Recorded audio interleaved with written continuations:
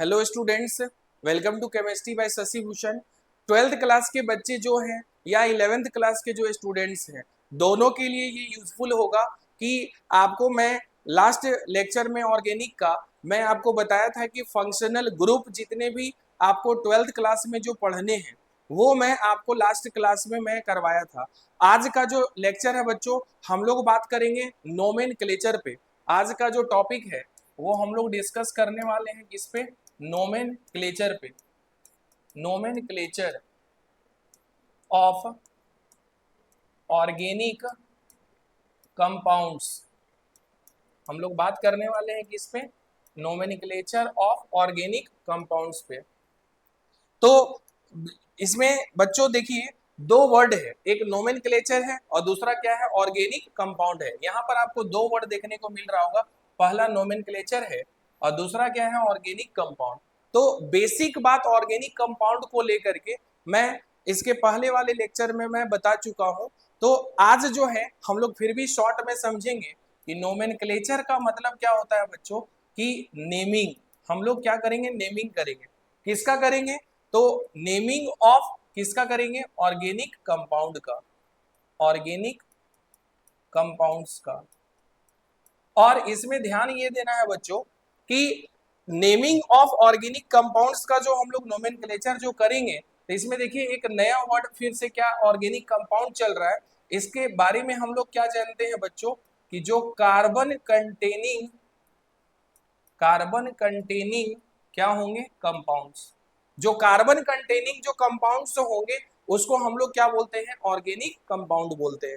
और एक इंपॉर्टेंट बच्चों मैं यहाँ पर बात बताने जा रहा हूँ कि जब हम लोग कोई भी ऑर्गेनिक कंपाउंड का यहाँ पर करते हैं तो उसके लिए एक रूल है, जिस रूल का हम लोग नाम यहाँ पर क्या जानते हैं? IUPAC rule.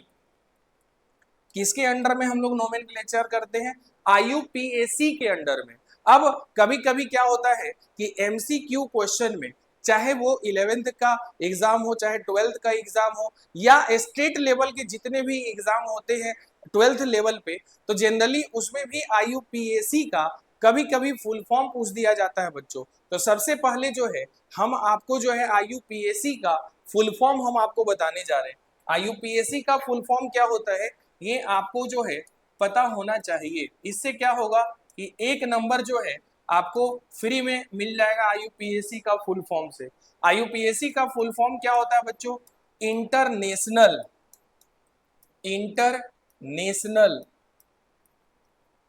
यूनियन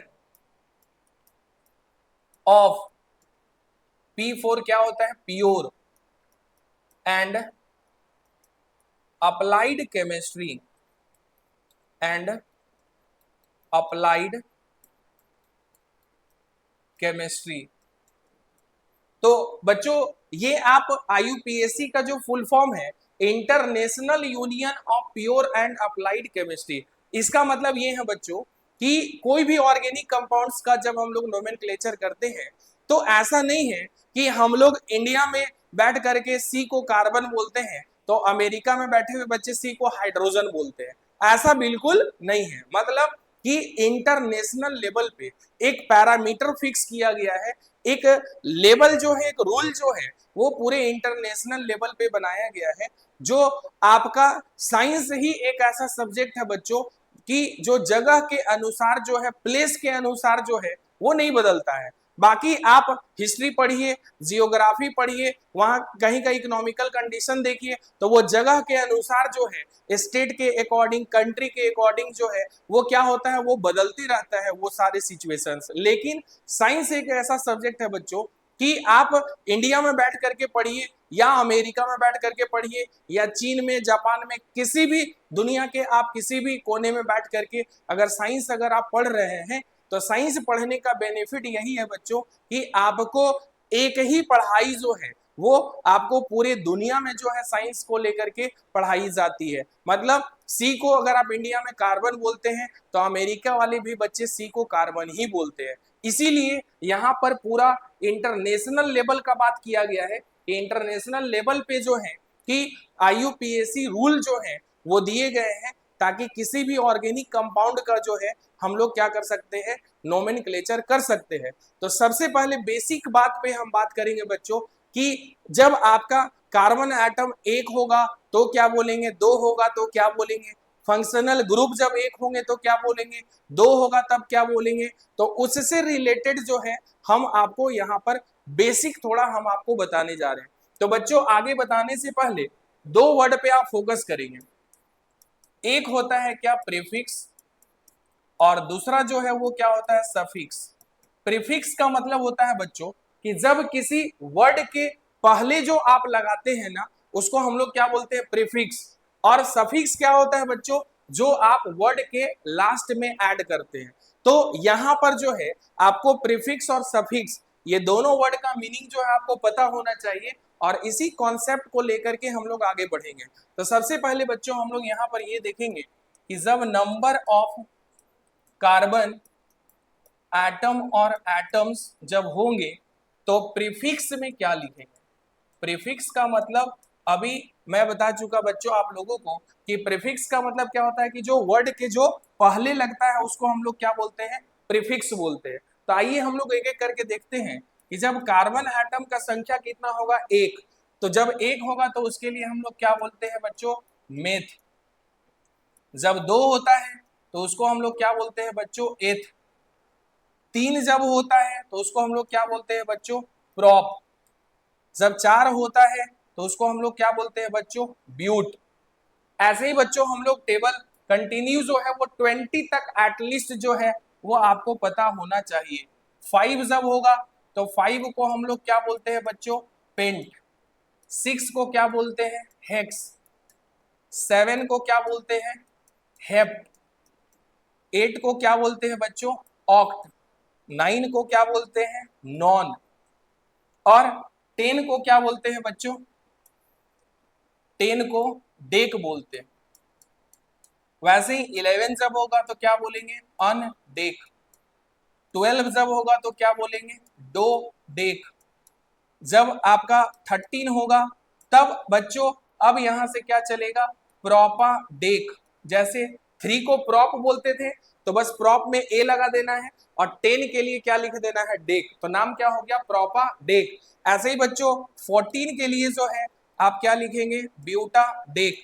तो बच्चों ऐसे आप कंटिन्यू जो है आप कहां तक लिख सकते हैं, आप ऐसे जो है 19 तक जो है वो सेम चलेगा पैटर्न आपका, कि 15 होगा तो पेंटाडेक, हेक्साडेक, फिर ऐसे कंटिन्यू जो है आपको 19 तक चलेगा। और 20 के लिए जब आप बच्चों लिखेंगे तो 20 के लिए यहां पर हम लोग क्या लिखेंगे, आईकॉस, EICOS। आईकॉस जो है ये किसके लिए लिखते हैं, 20 के लिए। तो ये बच्चों कार्बन एटम्स के लिए जो है कि प्रीफिक्स में आप क्या यूज करेंगे, जब एक कार्बन एटम होगा, जब दो होगा, तीन होगा, चार होगा, तो उसके लिए मैं अभी आपको बताया हूं।